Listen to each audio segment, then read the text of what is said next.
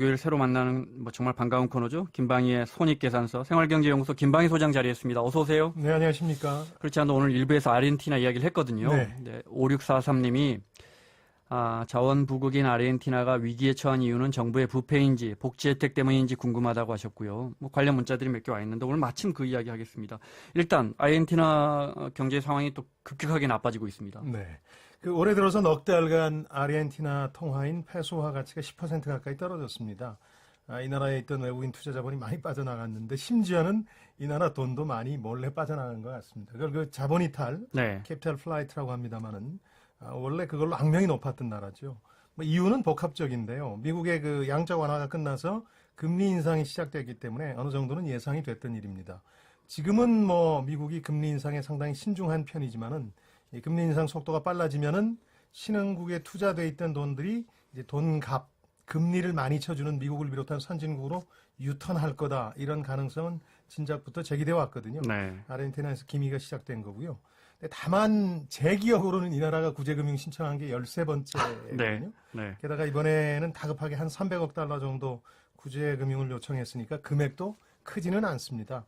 이쯤 되면은 이제 금융위기라는 말도 좀 무색해지는데 금융위기가 우리가 경험했지만 이제 암 같은 수술이 필요한 충격적인 병이라면은 이 나라 외환시장 문제는 좀 고질적인 성인병에 가깝다. 이렇게 보셔야 되겠습니다. 근본적인 어떤 경제구조의 문제가 있다고 봐야 되는데 정정도 불안합니다. 대통령 탄핵 이후에 이런 것 때문에 문제가 좀 더 악화되고 있습니다.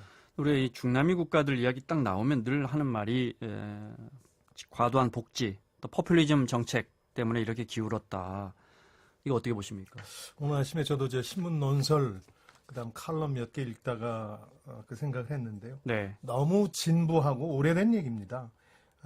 포퓰리즘, 대중영합주의 이런 번역이 가능하겠는데 이건 2차 세계대전 이후에 이 나라의 페론 대통령과 그의 부인이 10여 년간 펼쳤던 무상복지주의를 의미하는 걸 겁니다. 그러니까 정부 재정 털어가면서 유권자 환심 샀다 이런 얘기일 텐데. 그 부인이 에바 페론, 일부에서 말했던 에비타입니다. 벌써 50년도 더 된 얘기입니다.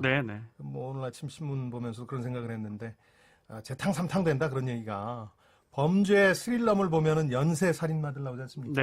그럼 대개 이제 그 프로파일러들이 어린 시절 부모로부터 학대받은 기억 때문이다 이런 식의 해석을 하는데 영향이 없다고 할 수는 없겠습니다만은 그 일로 모든 연쇄 살인 범죄 행위가 해석되고 또 면죄부를 줄 수는 없는 거 아니겠습니까? 진짜 그 아르헨티나를 비롯한 중남미 국가들의 문제는 나라 바깥에 내다 팔 물건이 없다는 겁니다. 산업 구조 자체에 문제가 있는 겁니다. 그간 이제 시대 변화에 맞춰서 새로운 산업을 육성하고 경쟁력을 갖추게 했어야 되는데 거기에 실패한 겁니다.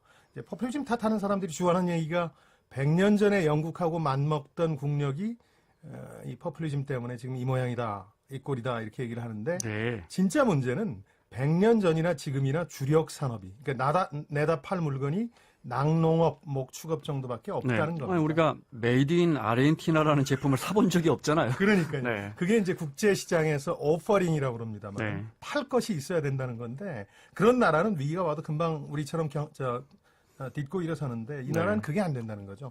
게다가 이 돈 많은 부유층은 습관적으로 돈을 해외로 빼돌립니다. 그리고 정정 불안으로 재정 역시 불안정하다는 게 더 근본적인 문제겠죠. 남미 얘기 언급하면서 포퓰리즘 얘기만 하는 거는 너무 시대에 뒤떨어진 거고 다른 목적이 있는 게 아니냐.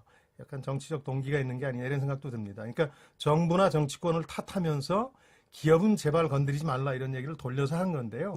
근데 기업만 이유 없이 두들기면 문제가 되겠죠. 근데 기업도 자유민주주의라는 틀 아래에서 법과 선거 결과를 준수해야 되지 않겠습니까? 이걸 포퓰리즘으로 몰고 가는 건 좀 정직하지 않다. 이렇게 생각이 듭니다. 아르헨티나 경제위기 이야기하고 있는데 문자는 저 밑에서부터 한 15개 정도가 지금 김 소장님 반갑다는 문자가 지금 다시 돌아가겠습니다. 포퓰리즘 이야기가 나왔으니까 이게 어떻게 생겨났고 경제와는 어떤 관련이 있는지요? 19세기 중후반에 미국에서 나온 말입니다.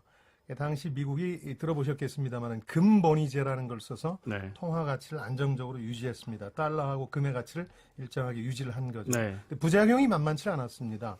그러니까 영국이나 외국과 무역을 하는 북부의 산업자본이라든가 엘리트들은 이 통화 가치가 안정되니까 상당히 그 득을 많이 봤는데요.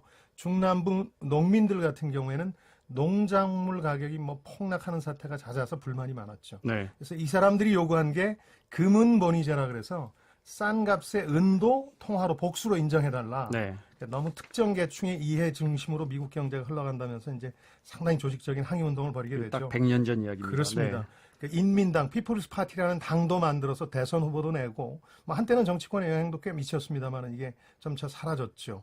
이게 남미를 거쳐서 돌고 돌아서 오늘날 다시 미국에 그리고 유럽으로 번지는 양상입니다. 네. 뭐 잘 아시겠습니다만 이제 세계화로 피해를 입은 계층들이 이민자라든가 일자리에 대한 불만과 분노를 폭발시키면서 이걸 이용한 정치인들이 권력을 장악하는 게 뭐 지금 미국뿐만 아니라 헝가리, 폴란드, 러시아 같은 곳에서 이 민족주의까지 가세를 해서 포퓰리스트들이 득세하고 있는 거죠. 다분히 이런 국가들은 이제 권위적이고 자국 이기주의 경제 운영을 시작했습니다. 우리 경우는 포퓰리즘 하는데 본격적인 의미의 그런 것은 없었다.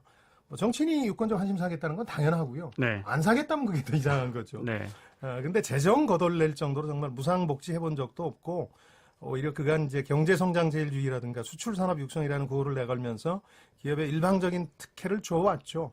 경제 양극화가 오히려 심각한 상황입니다. 그러니까 기업은 점점 부자가 되고 국민은 가난해지는 환경에서 국민들 복지도 신경 쓰자 이런 얘기 정도가 지금 나오는 건데 이걸 포퓰리즘으로 몰고 가는 네. 거는 다른 정치적 동기가 있는 얘기다. 이렇게 네. 저는 해석하고 있습니다.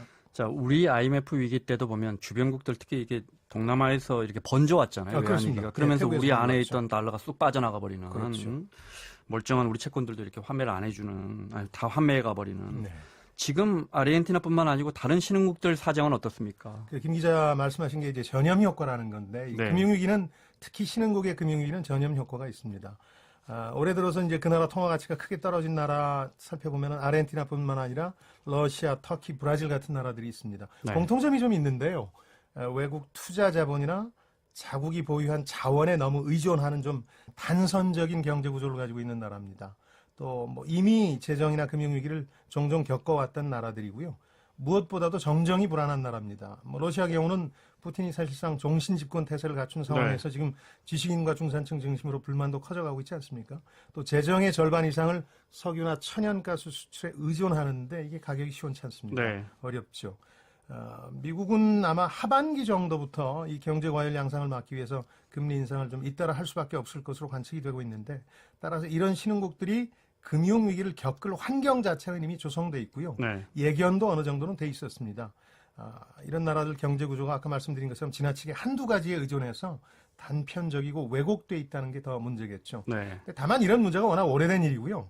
이 나라들 상황도 널리 알려져 있었던 터라서 뭐 1997년, 98년 동아시아라든가 러시아 위기 당시처럼 처음 당하는 일은 아닙니다.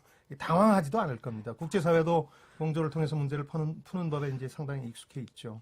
그래서 아마 미국도 금리 인상 속도 조절론이라는 게 나올 거고, 그래서 이번 아르헨티나 신흥국 위기는 뭐 유행병처럼 전염되는 상황은 아닐 것이다. 네. 그렇게들 대개 보고 있습니다. 네.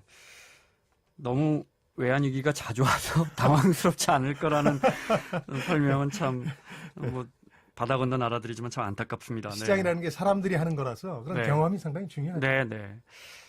우리 삶에 미치는 영향, 손익 계산을 좀 해볼까요? 네. 뭐 우리하고 지금 금융위기 징후 보이는 신흥국들 한번 비교를 해보면요.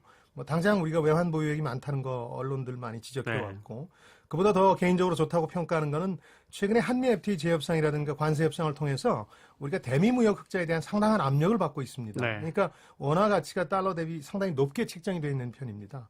1,100원대 미만에서 이제 조정되고 있으니까. 네. 우리나라에서 외국인 투자 자금이 좀 빠져나가고 원화 가치가 약간 뛰어도 오히려 정상화된다는 측면이 좀 있습니다. 네. 뭐 신흥국이라고 뭉뚱그려 요즘 말하고는 있습니다만은 원화 가치가 좀 내려도 이 말씀이신 거죠? 그렇습니다. 네, 네, 이제 네. 그러니까 원화 가치가 지금 너무 높게 책정되는 면이 있으니까 그러니까요. 네. 조정이 좀 네, 된다 그런 말씀입니다. 조금 내려도 어떻게 보면 네. 정상화되는 측면이 그렇습니다. 있다. 그리고 아르헨티나하고 달리 우리 같은 데는 이제 팔 게 많습니다. 수출품 가격이 바로 좋아지거든요. 원화 가치가 떨어지게 되면. 지금 말씀하신 네. 어디입니까? 터키, 브라질, 브라질. 러시아 뭐 하나 제대로 뭐 이렇게 말하면 좀 그 나라 국민들이 들으면 서운해하시겠지만 뭐 하나 제대로 만드는 게 없는 말아서 나라들이거든요. 만들어서 팔 물건이 있으면 네. 환율 변화에 따라서 자동적으로 경제가 안정화되는 측면이 있는데 그렇죠. 네. 팔 물건이 없다면 위기가 고착되는 경향이 있거든요. 과거에 우리는 좀 다르다. 그런 IMF 때 우리 원화 값이 그렇습니다. 폭 나가면서 수출이 유리해지는 예. 그게 있는데 이 나라는 그런 게 없군요. 별로 이런 없습니다. 네. 그래서 네. 아르헨티나 위기에게 너무 흔들리지 마시고요. 거의 네. 영향이 없다. 다만 이제 심리적으로 주식시장과 외환시장의 영향을 받을 수는 있으니까 이 분야에 지금 투자하고 계시거나 달러가 필요하신 분들은 좀 신경 쓰셔야 되겠다. 이렇게 결론 내리겠습니다. 네, 손익계산서 큰 걱정 없다로 이해하겠습니다. 생활경제연구소 김방희 소장이었습니다. 고맙습니다. 고맙습니다.